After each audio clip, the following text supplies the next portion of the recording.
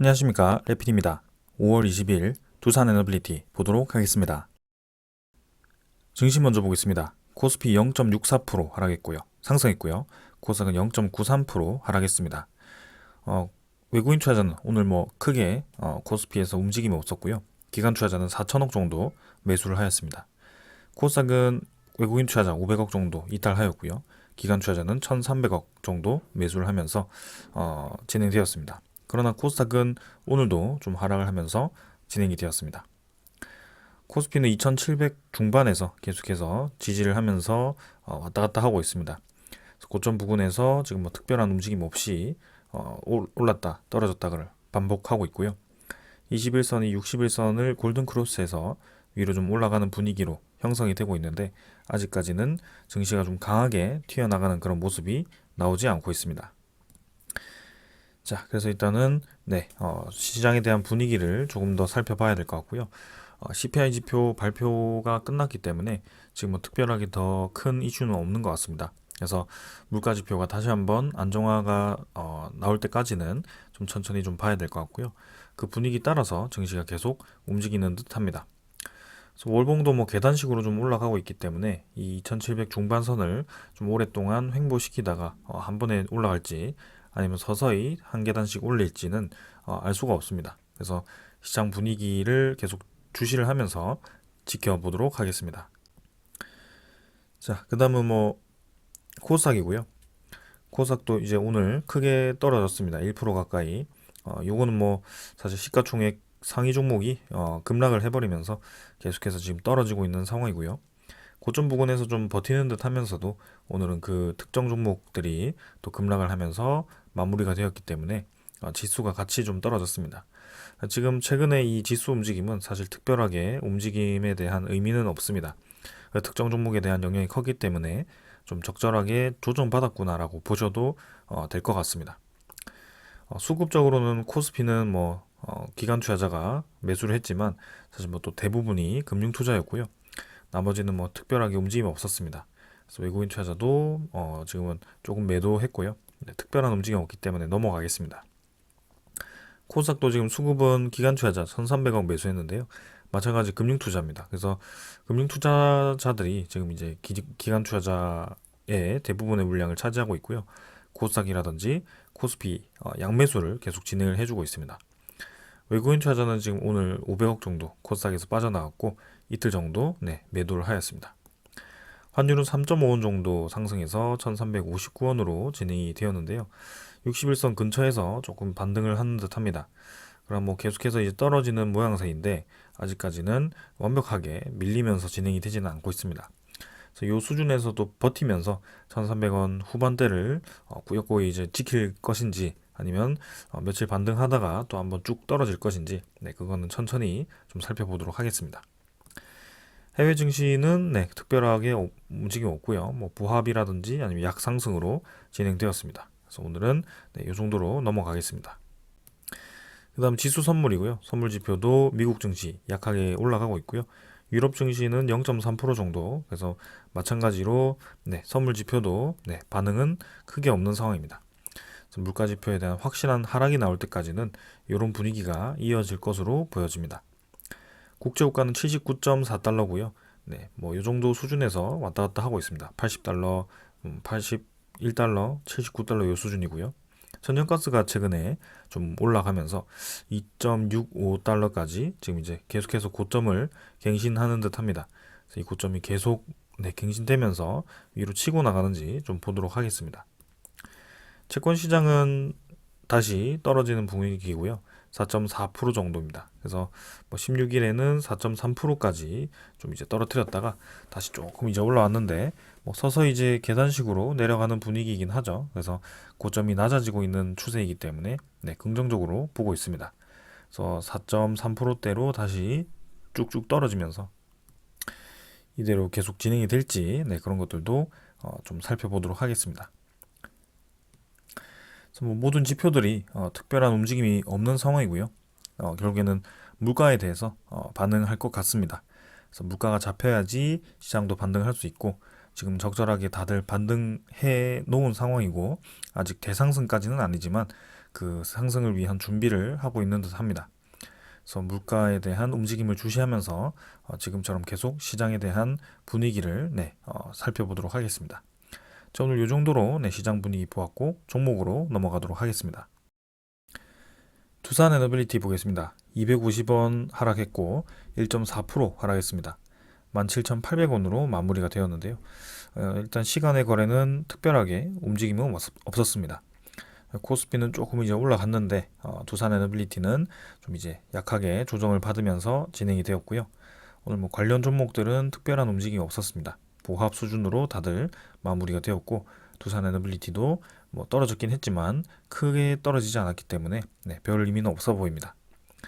400만 주 정도로 거래량은 진행되었고 어제 전날 0.2% 정도, 오늘은 1.4% 정도. 그래서 사실 하락하는 날을 보면 대부분 지금 1%대 수준입니다. 3%대가 한번 있긴 했지만 사실 저점 수준에서의 그런 하락이었고 4월 중순부터는 특별하게 떨어지더라도 별 크게 조정이 없고요. 상승도 마찬가지입니다. 그래서 그만큼 지금 거래량도 부족한 상황이고 오르던 내리던 별로 지금은 의미가 없다. 그래서 우리가 기다리는 그런 이 제대로 된 상승이 나오기 위해서는 확실히 이제 거래량이 터지면서 좀 올라가는 것이 좋아 보이고 지금 이제 이 고점 부근에서 저항대를 뚫어야 되는 상황인데 아직까지도 거래량이 좀 부족한 상황입니다. 그래서 특별한 이슈를 기다리고 있다면 이 수준에서 뭐 주가를 좀 유지를 시키면서 자리를 잡을 가능성도 있어 보이고요. 혹은 뭐 MSCI 리밸런싱 관련해서 그런 이제 만기 관련 이 물량들이 좀 들어올 거라면 이 수준에서도 들어오면서 서서히 좀 올라가는 그림도 예상이 됩니다. 그래서 어떤 방향으로 갈지는 사실 이 차트만 가지고 보아서는 알 수가 없습니다. 그냥 전체적으로 올라가는 추세를 그리고 있고 그리고 시장에 대한 분위기와 이 종목에 대한 그런 이 가능성, 그런 비전들을 보면서 투자를 하면 될 것 같습니다. 그래서 아직까지는 거래량 부족하고요. 특별한 움직임 없기 때문에 넘어가겠습니다. 오늘도 외국인 투자자는 매수를 했습니다. 32만 주 정도 매수를 하였고요. 주가는 떨어졌지만 꾸준히 외국인 투자자의 매수가 이어지고 있습니다. 기관 투자자는 금융투자 14,000주 매수, 투신 이제 15만 주 매도, 그 다음에 연기금 투자자가 11만 주 매도를 하였습니다. 그래서 투신 투자자가 오늘 이제 매도를 하면서 주로 이제 주가를 좀 눌리는 역할을 했던 것 같고요. 뭐 차익 실현 물량으로 좀 보여집니다. 연기금 투자자도 마찬가지고요. 그래서 16일에 매수했던 거 이틀에 걸쳐서 다 이제 매도를 하는 그런 모습이었습니다. 지금은 기관 투자자는 한 이틀 정도 매도를 했는데요. 뭐 특별하게 많은 물량도 아니었고 그 반대의 외국인 투자자는 꾸준히 매수를 하고 있기 때문에 뭐 요 정도 조정 정도는 큰 의미는 없어 보입니다. 그런 이제 고점 부근에서 또 한번 윗꼬리를 달고 음봉으로 나타났기 때문에 좀 이제 또 여기서 지지부진한 흐름을 보이면서 떨어질 수도 있다라고 생각이 들 수도 있죠. 이 차트를 본다면. 근데 지금 이제 차트를 따라서 갈지 아니면 이번엔 차트 따라서 가지 않고 오히려 이제 고점을 갱신할지는 아무도 알 수가 없습니다. 그래서 그냥 추세를 보고 그냥 소식을 기다리면 될 것 같습니다. 자, 그래서 뭐 오늘은 차트는 더 볼 건 없을 것 같고요. 가볍게 보고 넘어가도록 하겠습니다. 자, 그 다음 이제 공매도 잔고입니다. 잔고가 지금 매일매일 좀 줄어들고 있는 상황이고요. 오늘도 보시면 285만 주로 공매도 잔고가 줄어들었습니다. 320만 주에서 280만 주로 40만 주 가량이 줄어들었고요. 계속해서 공매도 잔고가 줄어드는 모양새입니다. 560만 주에서 이제는 200만 주대로 감소를 했고요. 이대로 이제 계속 감소를 시키는지도 좀 주시를 해보겠습니다.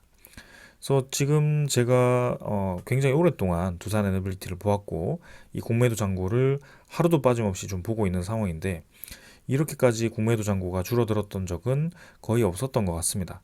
그래서 5월 이 옵션 만기 이후에 이 공매도 잔고 추가로 또 상환이 되고 있고요. MSCI를 염두해서 이렇게 계속 상환을 하면서 물량을 모아가는 것인지는 알 수는 없습니다. 그러나 어찌되었던 간에 확실히 지금 우리가 보던 그런 공매도 수량보다는 훨씬 많이 줄어 있는 상황이고요. 전체 주식수 대비해서는 저 공매도 수량이 잔고가 굉장히 낮은 수준입니다. 그래서 저는 긍정적으로 보이고 조만간 두산에너빌리티에 대한 이 상승을 좀 예상을 할 수도 있을 것 같습니다. 자, 그래서 뭐 이전에는 저렇게 이제 공매도 잔고를 확 줄였다가 또 만기일 지나면 다시 높였다가 요러기를 반복을 했는데요. 최근에 들어서는 그렇게 하지 않고 계속해서 물량을 늘려가는 분위기이기 때문에 이번 이 상환이 그리 나빠 보이지는 않습니다. 대차 잔고는 체결이 20만 주, 상환이 38만 주 정도로 한 18만 주 정도가 조금 더 상환이 되었고요. 대차 잔고도 마찬가지 계속해서 줄어드는 방향으로 진행이 되고 있습니다. 2120만 주로 진행이 되었고요. 전체적으로는 굉장히 낮은 수준으로 진행 중입니다. 거래원은 어제도 모건서울이 43만 주를 매수했고요.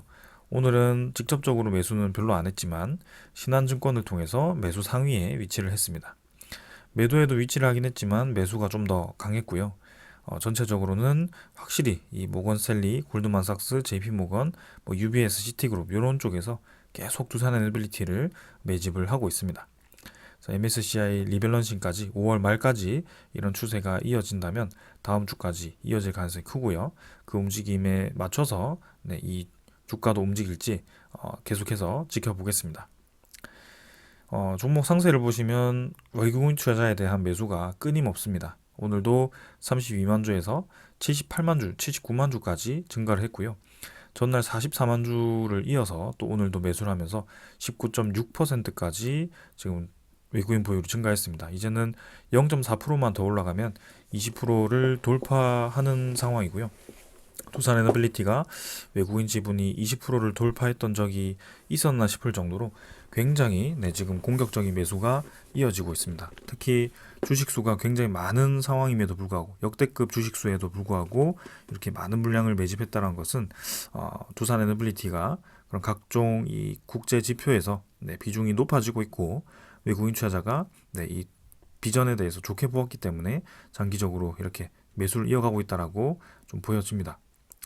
자, 그래서 뭐 첫 번째 이유가 되었던, 두 번째 이유가 되었던 결국에는 장기적으로 외국인 투자자가 지분을 높여왔고요. 10% 수준에서부터 19.6%까지 거의 10% 가까이를 늘렸기 때문에 아주 지금 흐름을 제대로 탔다라고 생각이 듭니다. 주가는 움직이지 않는 상황 속에 외국인 투자자에 대한 지분이 쭉 올라왔고요. 거기에 대해서 분명히 한번 바닥 라인 두 번 치고 올라가는 그런 아주 강한 상승이 다시 한번 나올 가능성도 있어 보입니다. 자, 그래서 우리가 기다리는 5월 말, 6월 말, 7월 초 정도의 그런 소식들을 몇 가지 기다리고 있고요. 그 소식이 좀 좋게 현실화되면서 힘을 받는 그런 시기가 왔으면 좋겠습니다. 그래서 이 정도로 기술적인 부분들은 다 확인을 했습니다.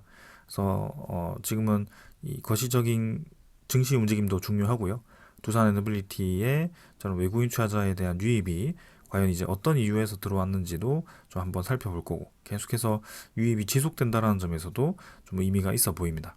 자, 그래서 좋은 분위기 이어가면서 또 이 관련 소식들을 전달 드리도록 하겠습니다. 자, 먼저 전해드릴 소식은요. 11차 전력 수급 기본 계획에 대한 발표가 이제 임박을 했습니다. 그래서 전력 수요 상향과 그다음에 신규 원전 건설이 당긴다라고 하는데요.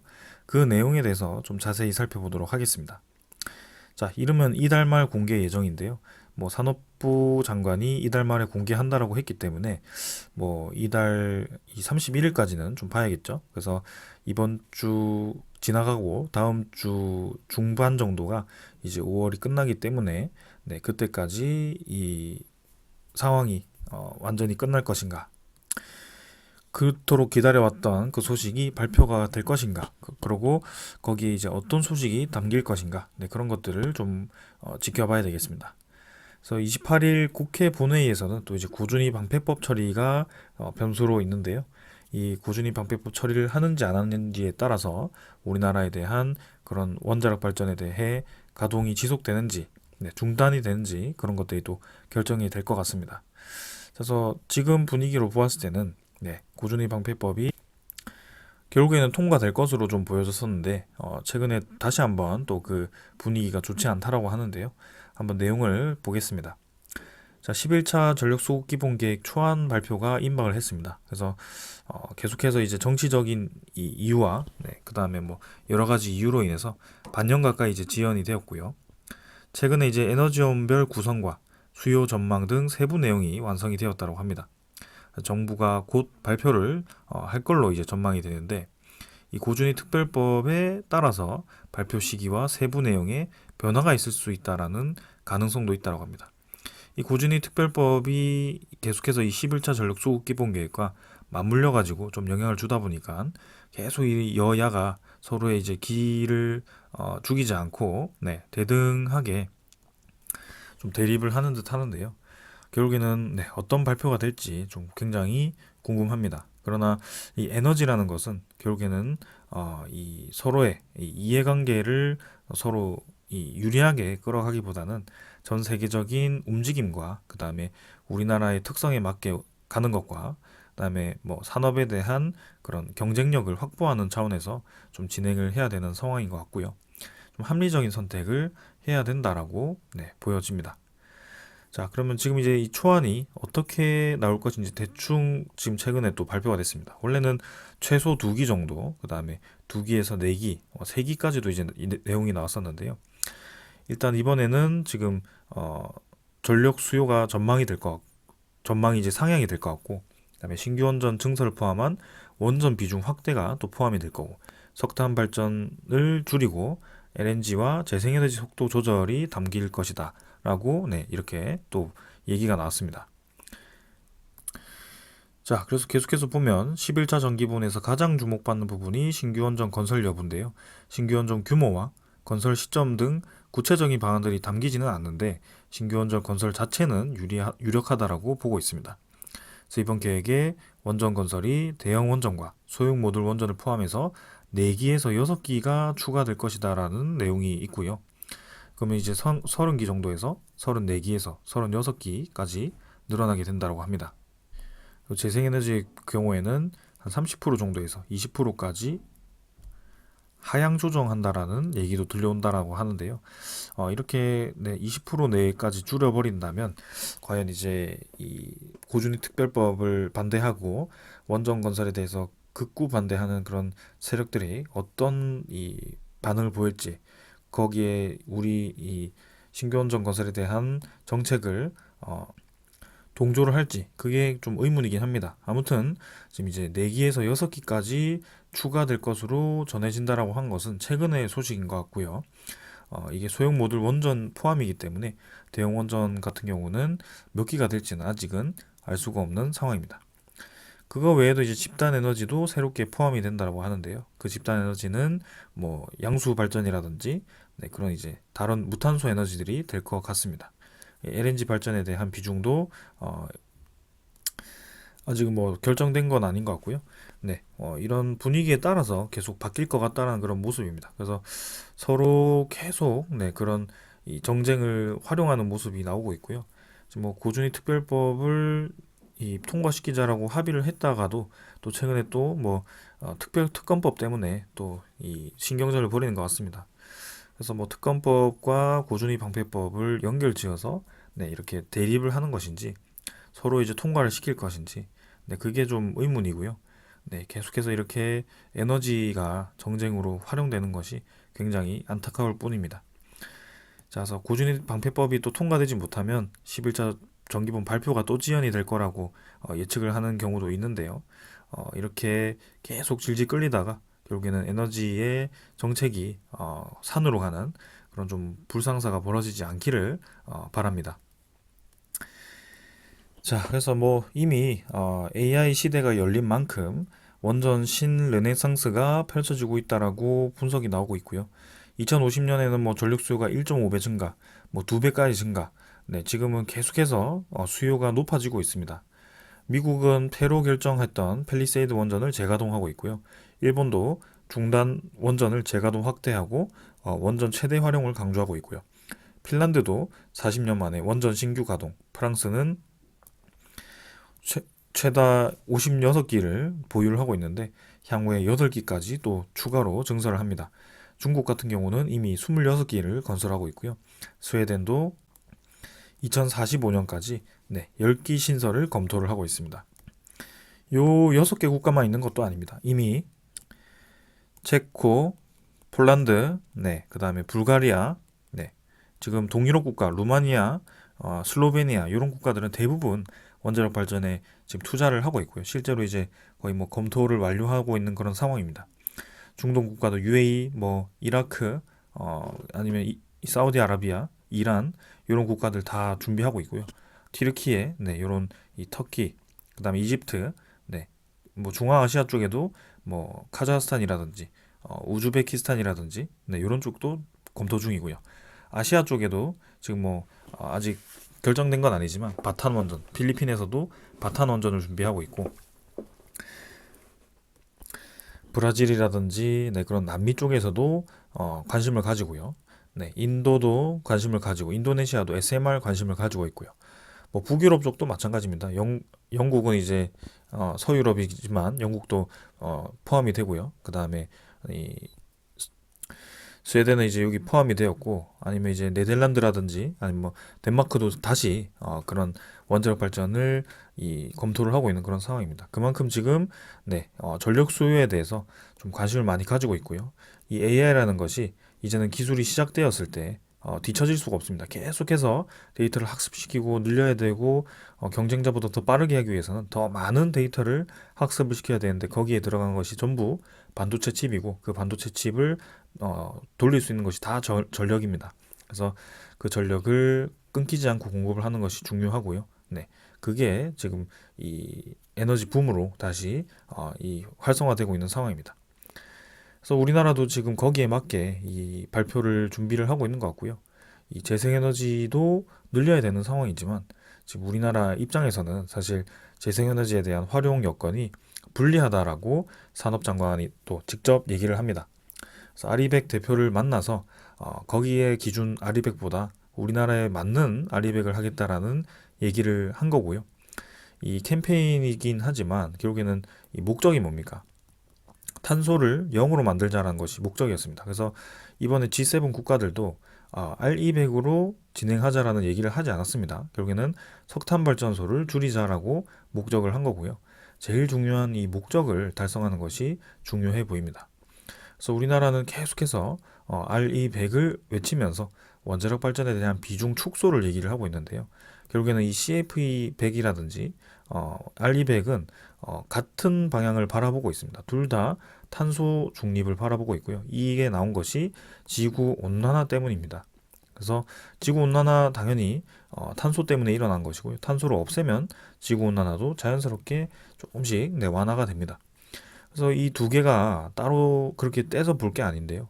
결국에는 연결지어서 보는 건데 각자의 국가에 맞는 에너지 시스템을 하고 그리고 탄소를 더 빨리 줄일 수만 있다면 재생에너지든 원자력이든 다 같이 그냥 쓰면 되잖아요. 근데 지금 와서 원전을 없애면 그만큼 또 원전에 대한 공백을 그죠? 재생에너지로 메워야 되기 때문에 그것도 또한 부담스러운 상황입니다. 그래서 이 재생에너지와 그런 원자력 에너지, 석탄 에너지, LNG 에너지 이런 것들은 에너지 특성이 다르기 때문에 각각의 특성에 맞는 분야에 사용을 해야 되고요. 모든 것을 하나로만 다 해결하겠다라고 하는 그런 이분법적인 생각은 좀 버리는 게 좋을 것 같습니다. 자, 그래서 우리나라도 이제 재생에너지를 공격적으로 늘리려고 하죠. 그래서 해상풍력 시장이 지금 100조다라는 얘기가 나올 정도인데요. 근데 그 해상풍력 시장이 만만치 않습니다. 지금 이제 이 터빈 같은 경우는 지금 중국산 터빈이고요. 중국에 대한 값싼 해상풍력과 태양광이 계속해서 해외 시장을 공략을 하고 있습니다. 그래서 우리나라 해상풍력 시장에서도 지금 이제 두산 에너빌리티가 아직 들어가지 못한 것이 이 중국산 제품의 가격이 밀려서 들어가지 못했고요. 작년에 떨어졌죠. 입찰을 하지 못했습니다. 그래서 이번에 제주 탐라 해상풍력에 다시 들어가려고 하고 있는데요. 그 사업에 대한 이 비용이 또 다른 데보다 비싸면 또 진행을 하지 못하는 그런 상황입니다. 그래서 가장 필요한 것이 지금 해상풍력 특별법이 통과가 돼야 되고요. 거기에 대해서 국산화에 대해서 좀 이제 비중을 높여야 되는 상황입니다. 지금은 가격 중심으로 했기 때문에 가격이 싸면 무조건 다 통과가 되거든요. 근데 중국산에 대한 이 부품들이 굉장히 싸기 때문에 그렇게 우리나라 기업들이 계속 시장에서 도태될 수밖에 없는 상황입니다. 그럼 중국산은 왜 싸냐? 기술이 좋아서 싸냐? 사실 그렇지는 않습니다. 기술도 있긴 있겠지만 중국에 대한 그런 정부의 보조금으로 인해서 중국은 이 기업들은 사실 좀 손해보는 장사를 하게 됩니다. 그래서 치킨 게임이라고 하죠. 아예 완전히 값싸게 들어와 버려서 시장 경쟁자들을 다 없애버립니다. 그래서 시장을 독식하는 구조로 들어가고 있는 거고요. 그렇기 때문에 이 여러 국가들이 중국 제품에 관세를 매기고 적절한 경쟁을 할 수 있도록 지금 균형을 맞춰주려고 하는 것인데요. 지금 우리나라도 마찬가지입니다. 지금 가격만 따지고 들면 당연히 지금 이 해상풍력 시장이 모두 중국으로 넘어갈 판이라는 그런 우려스러운 얘기가 나오고 있고요. 특히 해적 케이블도 마찬가지로 중국산으로 들어가게 된다라고 하면 지금 이제 우리나라의 군사 보안이라든지 그런 여러모로 좀 이 불합리한 점이 생기게 됩니다. 그래서 뭐 이런 점들을 보았을 때 지금 원자력 에너지를 계속 비판하고 재생에너지에 대한 우리나라 비중이 9%밖에 되지 않는다고 이 얘기를 하면서 공격적인 재생에너지를 투자를 통해서 30%, 40% 아니면 결국엔 궁극적으로 80%까지 늘려야 된다라고 하는 야당 그리고 그거를 이제 부추기고 있는 그런 언론사들은 이 내용을 좀 보았으면 좋겠습니다. 첫 번째는 재생에너지에 대해서 우리나라와 항상 비교하는 우리나라 시장을 비교하면서 예를 들고 있는 이 북유럽 국가들, 그죠? 그리고 서유럽에 있는 그런 국가들, 뭐 덴마크라든지 영국, 그 다음에 또 어디죠? 뭐 노르웨이 이런 국가들이 이제 풍력 강국이죠. 근데 그런 풍력 강국을 예를 들면서 우리나라에 대한 풍력 발전량이 이 국가에 대비해서 너무나도 작다. 그렇기 때문에 우리나라도 거기에 맞춰서 늘려야 된다라는 논리를 펼치는데요. 그럼 이제 우리나라와 이 덴마크, 영국, 노르웨이와의 그런 이제 풍력, 그죠? 풍력이기 때문에 이 바람에 대한 분석을 좀 해주었으면 좋겠습니다. 우리나라에 대한 바람 방향이 일정한지, 이 국가에 대한 바람 방향이 일정한지, 그리고 바람의 세기가 얼마나 차이가 나는지, 이 풍력에 대한 효율이 어떻게 되는지 얘기를 좀 해주면 좋겠고요. 이 효율에 대해서 얘기하는 사람은 한 명도 없습니다. 계속 얘기하는 것은 해외 국가 대비해서 우리나라 비중이 낮다. 그럼 왜 낮은지에 대해서 의문을 가지 않습니다. 우리나라가 좋았으면 당연히 처음부터 시작했을 건데 왜 그렇게 하지 않았는지에 대해서 얘기를 하지 않습니다. 그리고 두 번째는 우리나라 시장에서 이 재생에너지의 이 산업들, 그죠? 재생에너지의 기업들이 과연 지금 올바른 익률로 들어가고 있는가 시장에 우리나라의 기업들이 경쟁력을 잃지 않고 이 우리나라의 재생에너지 시장에 잘 점유를 하고 있는가 그거를 좀 분석을 해주었으면 좋겠습니다. 당연히 지금 값싼 태양광, 뭐 풍력, 터빈 이런 게 지금 중국산들이 굉장히 깊이 지금 침투를 해 있는 상황인데요. 지금 우리나라에 발주된 그런 이 신재생 에너지에 대한 파트들을 딱 정리해서 국산 비중과 중국산 비중을 비교해 보면 사실 저는 중국산 비중이 굉장히 많을 것 같습니다. 그래서 원자력 산업은 우리나라의 국산화율이 굉장히 높고, 우리나라 기업들에게 상당한 이제 힘을 불어넣어 주는데 재생에너지에 대한 산업은 사실 우리나라 기업에 직접적으로 수혜를 그리주지 않습니다. 건설 EPC 플랜트는 별로 돈이 되지 않거든요. 대부분이 이 EPC 관련한 그런 이 기업들이 침투를 했고, 우리나라 국산화 건설 기업들이 그럼 뭐 이 수주를 많이 하는 것처럼 보이긴 하지만 그 내부를 들여다보면 해상 풍력에서는 이 터빈이 가장 비싼 부품이고 태양광도 이 패널이 가장 비싼 부품인데 그 알짜 산업들은 다 지금 이 중국산으로 좀 넘어가고 있는 그런 상황이기 때문에 거기에 대한 분석도 좀 면밀하게 해주면 좋겠습니다. 그리고 세 번째는요, AI라는 단어를 절대 쓰지 않습니다. AI 데이터 센터에서 필요한 게 뭐죠? 24시간 동안 안정적인 전력 공급입니다. 근데 해상풍력이라든지 이 태양광으로 과연 이 24시간 동안의 안정적인 전력 공급을 어떻게 할 것인가? 그거가 필요하기 위해서 필요한 ESS는 얼마나 많이 설치를 해야 되는가? 거기에 대해서 현실적으로 가격을 들어가지고 말하는 그런 쪽은 하나도 없었습니다. 단순히 그냥 1400메가트급 원전을 짓기 위해서 얼마가 들어가는데 가장 값비싼 전력이다라고 얘기를 하죠. 근데 해상풍력 1400메가와트 깔려고 하면 정말 이제 많은 비용이 들어갈 겁니다. 그리고 태양광도 태양광은 사실 뭐 쌀 수도 있겠죠. 근데 태양광이 싸더라도 그 1400메가와트를 만든다고 한들 어떤 날은 햇빛이 안 좋아서 400메가와트밖에 생산이 안 되고 어떤 날은 햇빛이 너무 좋아가지고 1400메가와트를 꽉 채우고 이렇게 돼버리면 이게 과연 올바른 에너지원이 될 수 있을까에 대해서 의문을 가질 수밖에 없습니다. 그래서 이 태양광도 결국에는 당장 지금 이제 직접적으로 저장하는 방법도 있겠지만 이 이거를 이제 열 에너지로 바꾸어서 그 열 에너지를 저장하는 그런 이 방법도 있더라고요. 그래서 그런 이 저장 방법을 새로이 개발을 했다라고 한다면 저는 인정입니다. 네. 그래서 이 에너지를 하나도 버리지 않고 계속 저장할 수 있는 그런 기술, 그게 개발이 된다면 정말 이제 인정인데 지금은 그렇게 할 수도 없고요. 그렇게 하기 위해서 ESS를 무작정 많이 늘릴 수도 없는 상황입니다. 근데 그러한 한계들을 인정을 하나도 하지 않고 그 반대에 대한 이 석탄 발전을 줄일 생각을 하지 않고 계속 얘기하는 게 뭐죠?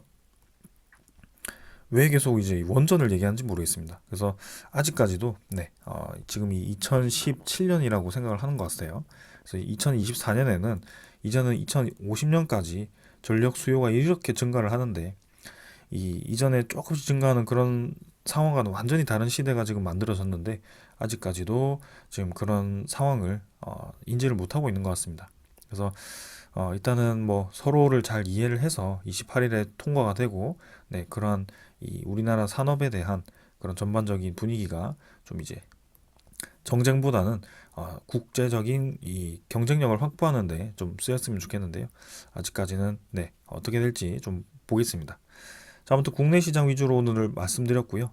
체코 시장은 여전히 지금 경쟁 중입니다. 그래서 우리나라가 유리하다라는 소식들이 나오긴 했지만 마지막까지도 일단 긴장을 늦추지는 말아야 될 것 같고요. 체코가 통과되고 나면 이제 폴란드라든지 아니면 UAE 이 소식이 있을 겁니다. 근데 UAE 대통령은 아직까지도 일정이 나오지 않았기 때문에 좀 이제 방한 일정이 밀리는 것인지 조금 더 살펴봐야 되겠습니다. 자, 일단 오늘은 여기까지 하고 마무리하고요. 5월 말에 이제 5월 말에 이제 이 소식이 나오는지 좀 집중을 해보면서 지켜보겠습니다. 자, 오늘 여기까지 하고 마무리하겠습니다. 감사합니다.